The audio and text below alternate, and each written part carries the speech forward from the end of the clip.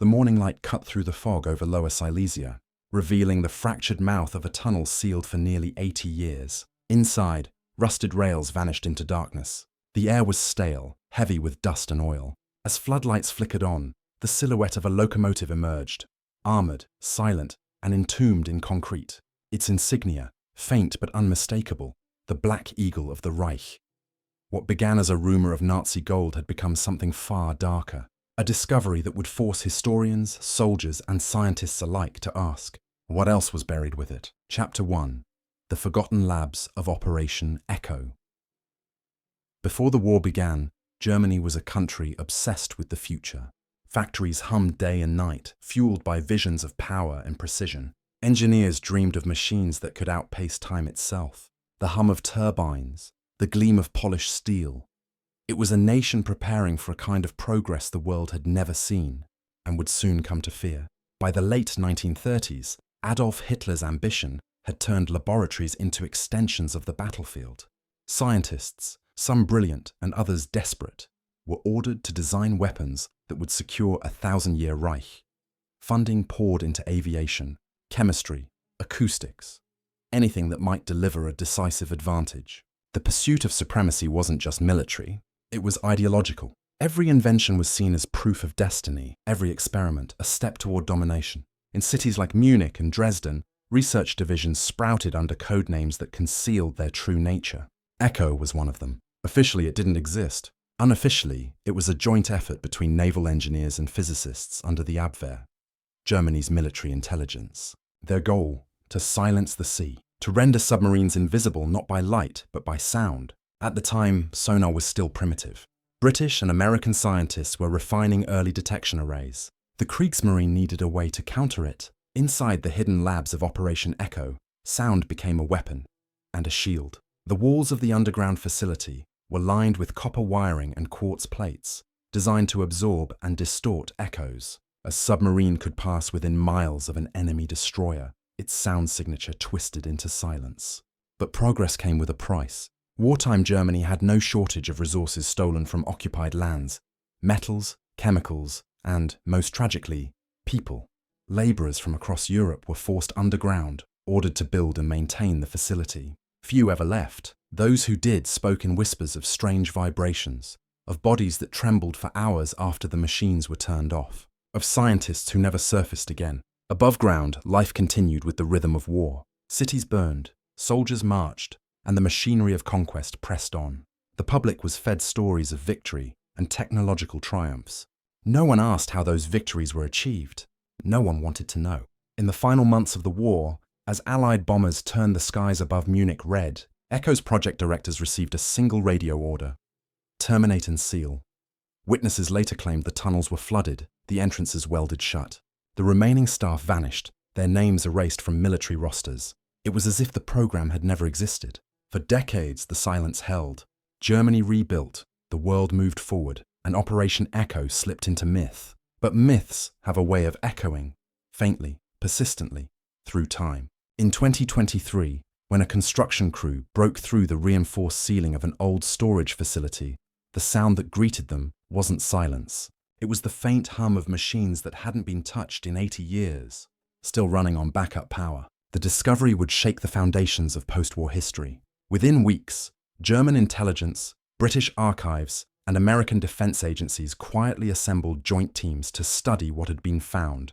Inside the bunker, rows of glass slides were discovered.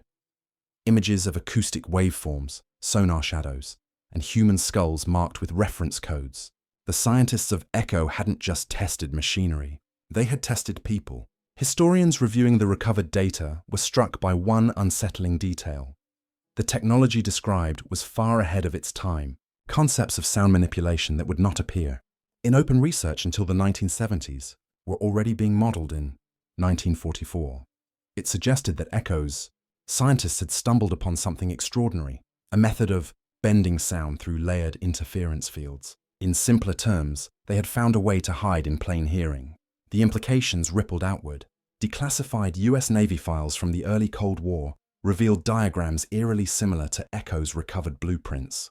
Names of consultants matched the aliases of former German engineers relocated through Operation Paperclip. Somewhere between surrender and secrecy, the knowledge had survived, passed through hands, traded for immunity, repurposed for a new kind of war, the silent one beneath the seas. And so the story began again. What started as a wartime experiment had become a global inheritance of secrecy. The forgotten labs of Operation Echo were no longer just a relic of Nazi ambition.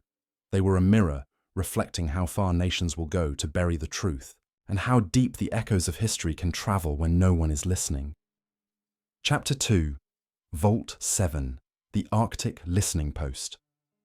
The Cold War was not fought only in the skies or through the barrels of guns. It was fought in silence, through signals, frequencies, and whispers that crossed borders faster than bullets ever could. By the late 1950s, the world had learned that information was the new weapon. And in that shadowed contest between East and West, the Arctic became more than frozen wasteland. It became a battlefield of sound. At the height of Soviet power, the KGB sought to control every decibel of the polar frontier. Beneath the guise of meteorological research, they began constructing a chain of secret installations across the northern ice. Most were small, mere relay outposts disguised as weather stations. But one was something else entirely. Its codename was Vault 7. Built near the Svalbard archipelago, deep within the permafrost, Vault 7 was designed to be undetectable by satellite. It was a listening post, a subterranean labyrinth of steel corridors, antenna chambers, and cryogenic storage bays. Engineers poured concrete in temperatures that could freeze flesh in seconds. Supplies were dropped by unmarked aircraft. No record of its construction appeared in Soviet archives. The site existed only on redacted schematics buried in a forgotten intelligence branch that even Moscow pretended not to know. Inside, life was mechanical, precise, and paranoid. Operators worked 12-hour shifts monitoring encrypted transmissions from Western fleets. They catalogued every ping of sonar, every shift in frequency, every unexplained silence. One operator's journal, recovered decades later, described the isolation as a silence that listens back.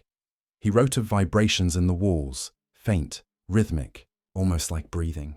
His final entry ended mid-sentence. Vault 7's mission went far beyond surveillance. Recent analysis of its surviving equipment revealed something extraordinary. Long-range acoustic sensors capable of detecting submarine movement thousands of kilometers away. The design used copper resonance, coils that shouldn't have existed at that level of sophistication in the 1960s. Some experts now believe the technology was a direct descendant of research, stolen from German archives after the war, perhaps even linked to Operation Echo. As tensions between the United States and the Soviet Union escalated, the Arctic became a chessboard of hidden listening posts and secret tests. Nuclear submarines prowled beneath the ice, each side daring the other to blink first. The men stationed at Vault 7 were not soldiers in the traditional sense. They were ears for a state that trusted no one, not even its own. In 1986, as permafrost began to shift and political winds changed in Moscow, a single transmission was sent from Vault 7 to Central Command. It read only, "Listening complete, initiating closure," then nothing. Satellite records show the base's thermal signature fading over 3 days.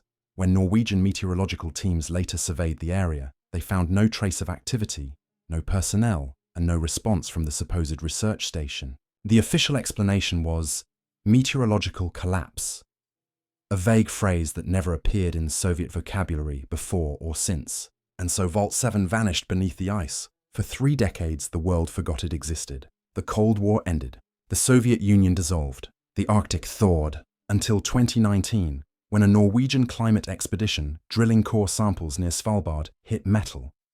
A steel hatch sealed tight, marked only by a serial code and a faded hammer and sickle emblem. When the hatch was opened, the first thing they felt was warmth. The chamber below had preserved itself, its systems still running on residual power from an ancient nuclear battery. Inside lay miles of coiled wiring, rusted transmitters, and shelves of reel-to-reel tapes, each marked with numeric codes and dates spanning from 1958 to 1986. The air smelled faintly of ozone and iron. There were no bodies. The discovery drew immediate attention from intelligence communities around the world. Norway sealed the site within hours, citing environmental hazards. But satellite images showed convoys of unmarked vehicles heading toward the glacier. Within days, the hatch was buried again, officially for safety reasons. Unofficially, Analysts say the recordings recovered from Vault 7 contained something far more valuable than environmental data. Among them were transmissions never meant for human ears. Coded communications between submarines that no one ever admitted existed, and frequencies that still, to this day, cannot be decoded. One archivist described hearing a constant rhythmic pulse beneath the static, as if the machines were still listening. Historians now suspect that Vault 7 was part of a broader KGB initiative known as Project MIR-7, a network of hidden listening nodes placed along the Arctic Rim. Its true purpose remains buried under layers of redacted documents and modern political denial. But what fragments remain suggest that the Soviets weren't just eavesdropping on Western navies. They were mapping the very soundscape of the Earth, building an acoustic atlas of the oceans themselves.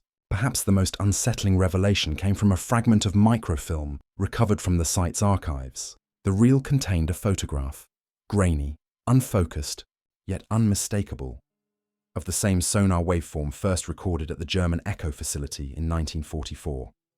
Somehow, across decades and ideologies, one secret had survived another war, only to be buried again in the ice. In the end, Vault 7 was never about what was heard. It was about what was meant to stay silent, a relic of a time when fear drove nations to listen to everything, except the truth. Chapter 3: The Vanishing Files of Operation Blackwater. By 1952, the United States was no longer the land of quiet victory parades and factory whistles. It was a nation on edge. The Cold War had seeped into every living room, every newspaper headline, every whispered conversation about loyalty and fear. To most Americans, the threat was distant, somewhere across an ocean, in a Kremlin office, or a mushroom cloud on the horizon.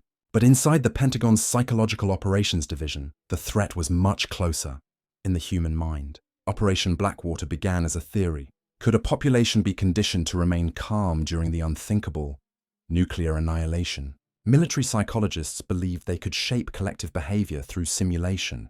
The premise was simple, on paper: simulate a nuclear alert, monitor civilian reactions, refine emergency protocols. But simplicity ended there. The operation was classified eyes only. Few in government even knew it existed. Those who did were told it was a national resilience program.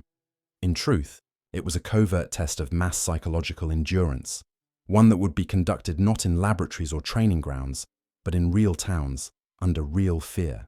The first test site was a small Midwestern community called Ashford.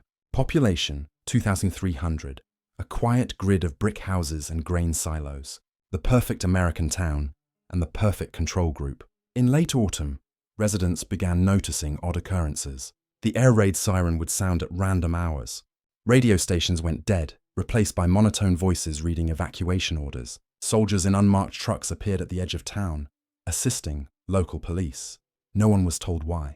According to recently uncovered field notes, Phase 1 of Operation Blackwater ran for 12 days. During that time, the town's communication lines were intermittently cut, supply deliveries halted, and rumors seeded through planted informants.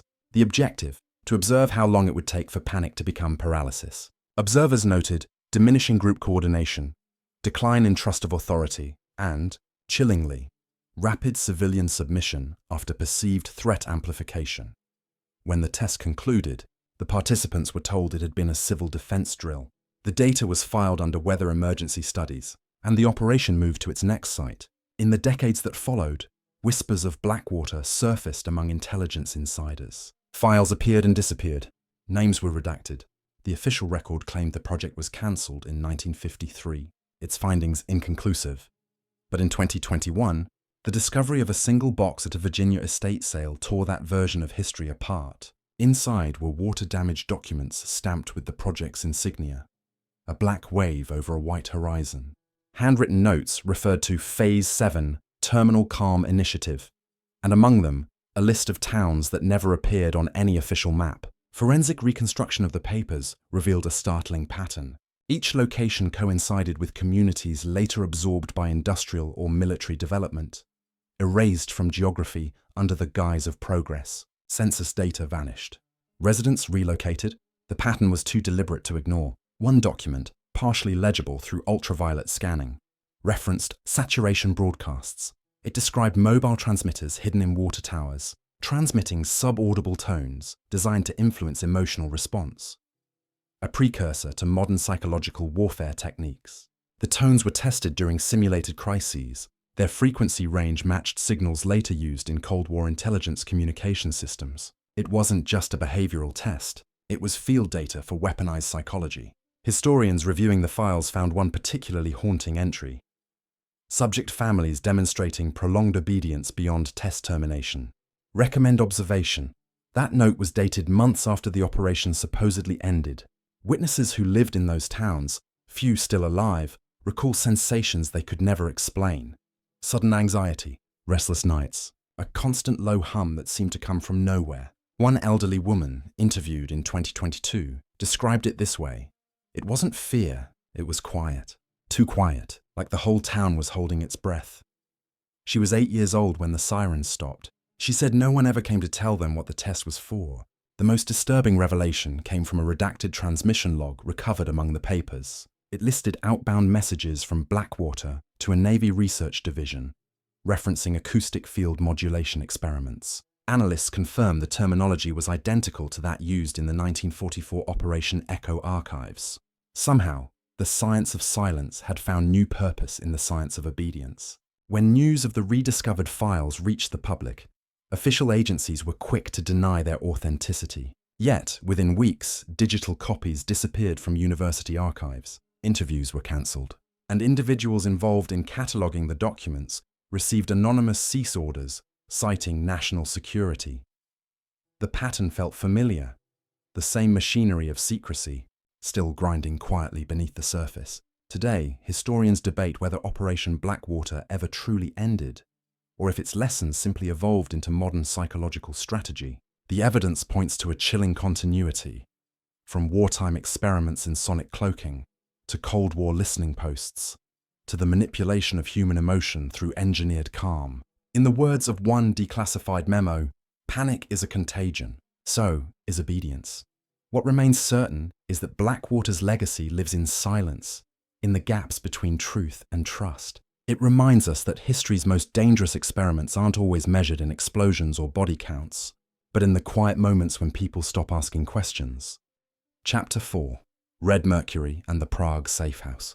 By the time the Berlin Wall began to crumble, the Cold War was supposed to be ending. The world was exhausted. From paranoia, from secrets, from the constant hum of nuclear tension that had defined generations. Yet, behind the hopeful speeches and the champagne toasts, something darker lingered in the shadows of Eastern Europe. In Prague, beneath the dust of a collapsing intelligence empire, a story was about to surface. One that proved some secrets refused to die quietly. In 2020, a Czech archivist named Jana Horakova was cataloguing old files for the National Security Archive. The task was simple: box, label, preserve. But one metal case stood out, smaller than the rest, sealed shut, and marked only with a fading stencil. K9, redacted. When Jana pried it open, she expected another stack of bureaucratic reports. Instead, she found 3 glass vials wrapped in lead foil, a packet of coded telegrams, and a note written in Cyrillic. The words translated to, "Do not expose to air, property of Directorate 12. At first, she thought it was a hoax, a prop left over from the SATB's old disinformation campaigns. But lab testing confirmed something chilling. The vials contained trace amounts of mercury mixed with unknown isotopic materials, emitting low but persistent radiation. The findings echoed one of the Cold War's most enduring rumors: the existence of a mysterious substance known as red mercury. For decades, red mercury had been dismissed as a myth, a code word used by arms dealers, a Cold War ghost story. It was said to be a dense, blood-red compound, capable of catalyzing fusion reactions at room temperature, or stabilizing miniature nuclear devices small enough to fit in a briefcase. Western scientists scoffed. Soviet defectors swore it was real. No one could prove it, until now. The telegrams inside the Prague briefcase revealed communications between Soviet research officers and Czech intermediaries in the mid-1980s. They spoke in riddles and technical euphemisms, but one phrase appeared repeatedly: delivery through the corridor, immediate containment. The corridor, investigators later determined, referred to an underground network of transfer routes stretching from Chernobyl through Bratislava into West Germany. a black market artery for moving unstable materials beyond the Iron Curtain.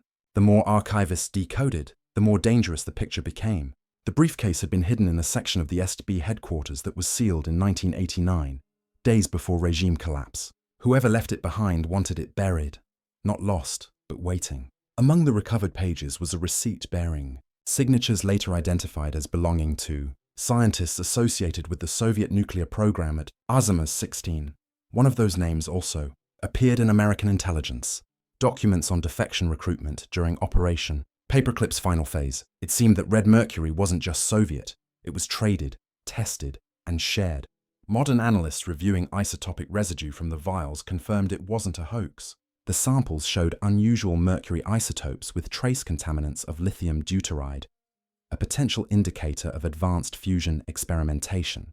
Whatever the Soviets had been developing, it was far beyond theoretical chemistry. It was controlled madness. Jana's discovery set off quiet alarms across Europe. Within weeks, men in dark suits arrived at the archive. The briefcase was confiscated under the pretext of hazardous materials control. Jana herself was placed on temporary leave, but the copies she had made, high-resolution scans of the telegrams, began circulating through academic networks and online forums. The phrase red mercury returned to global headlines, but this time it wasn't myth. It was evidence. Historians piecing together the recovered. Files found links between red mercury and a series of untraceable financial transactions routed through Swiss banks in the late 1980s. The funds moved through East German front companies registered under innocuous names like Technometal GmbH and Vega Consult. In truth, they were cover operations for Soviet research exports, part of a shadow economy designed to preserve scientific assets as the Eastern Bloc crumbled. One ledger listed a payment for 5 units of stabilized compound, Prague route, December 1987. Each unit priced higher than an aircraft. The buyer's codename, Harbour. Some speculate it was a Western intelligence cutout. Others believe it was a rogue faction within the Soviet apparatus itself, trying to safeguard what remained of its empire.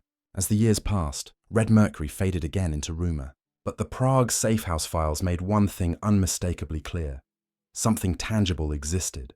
Something so dangerous that it warranted decades of denial. And those who touched it rarely survived long enough to explain. In 2021, one of the Czech technicians who handled the original vials fell gravely ill. Radiation poisoning, according to medical reports. He refused interviews. Before his death, he told a journalist only one sentence. It wasn't mercury, it was alive. Whether he meant chemically reactive, self-sustaining, or simply uncontrollable, no one knows. But when his statement leaked, panic spread through the scientific community. Governments moved swiftly to suppress discussion. Yet the silence was too familiar. The same pattern of concealment seen in Echo, in Vault 7, in Blackwater. Different nations. Same instinct. The Red Mercury affair reminded the world of a truth most historians already suspected. The Cold War never really ended.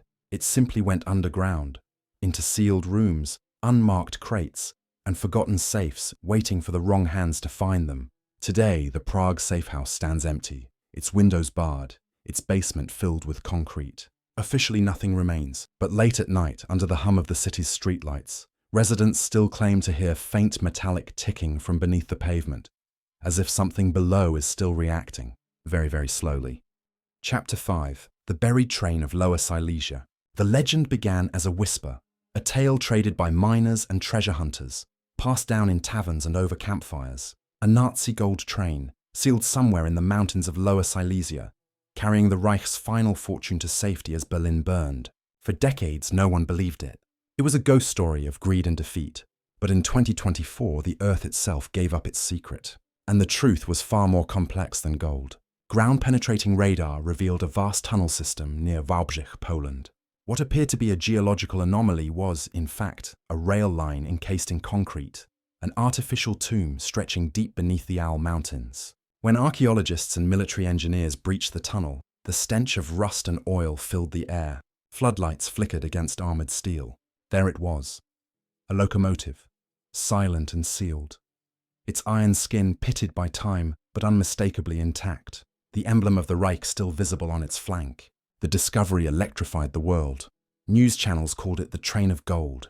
But when the cargo doors were finally opened, there were no jewels, no coins, no stolen art. Only crates of metal cylinders, disassembled engines, and stacks of technical blueprints wrapped in oilcloth. Stamped across each box was a single code name: Operation Sternberg. Historians had never heard of it. Military archives contained no mention. Yet, the recovered documents spoke of a relocation effort ordered in April 1945, days before Germany's surrender.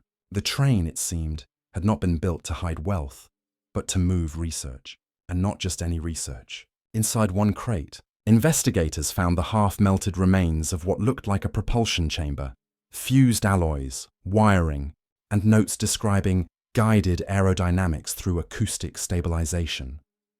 The phrasing was eerily similar to the recovered notes from Operation Echo. Piece by piece, the puzzle began to form. Sternberg wasn't a last-minute treasure run. It was a mobile lab, a desperate attempt to preserve advanced technology before Allied forces could seize it.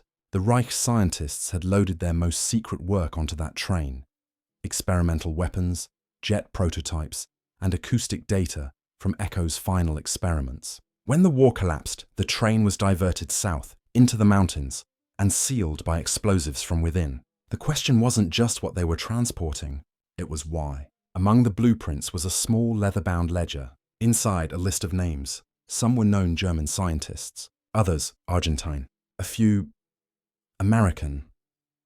Each entry followed by coded references to post-war relocation. Historians quickly recognized the pattern. Operation Paperclip, the US initiative that brought hundreds of German engineers into American service after the war. Yet several of these names had never appeared in declassified records. They had simply vanished, as if swallowed by the same darkness that buried the train. As teams catalogued the site, they uncovered evidence of human remains near the rear carriage. Not soldiers, civilians, forced laborers, chained to their posts. The last witnesses to Sternberg's creation. Autopsy analysis showed they died of carbon monoxide poisoning, the result of the train being sealed and ventilated shut. The message was clear. No one was meant to know what lay within. For months, the Polish government tried to maintain control of the discovery, but the secrecy fractured quickly. Intelligence agencies from the US, Russia, and Germany quietly requested access. Unmarked convoys appeared at the site. Within days, the tunnel was closed again, officially for preservation and safety. Unofficially, most of its contents were removed under cover of night. What few pieces remained in Polish custody told a story that was as haunting as it was undeniable. Sternberg's engineers had been working on acoustic propulsion, an early form of directed energy based on sound waves. It was primitive, unstable, and wildly dangerous, but decades ahead of its time. In one surviving document, a German physicist wrote, "We do not control the sound controls us." His handwriting trembled across the page. The discovery tied together threads that historians had followed for nearly a century. Operation Echo's sonic cloaking, Vault 7's Arctic surveillance, Blackwater's psychological conditioning, Red Mercury's unstable isotope research, each a fragment of the same dark pursuit: the manipulation of vibration, sound, and energy as instruments of power. Across generations, across borders, the technology evolved, inherited by new governments that denied its origin but eagerly used its results. In the years since, the WWII tunnel has been sealed again. Officially, it's a restricted archaeological zone. Yet satellite images show continued activity. Faint heat signatures, occasional movement of equipment. Locals say at night, when the wind moves just right, you can hear a deep hum rising from beneath the soil, low, steady, and mechanical, like the breath of something that was never meant to wake. The buried train of Lower Silesia is more than a relic. It's a warning, a final echo of an age when human ambition outpaced human conscience. For all our progress, the question remains the same. What have we truly buried, and what still lies waiting beneath our feet? Because history, like sound, never really disappears. It only fades, until someone listens again.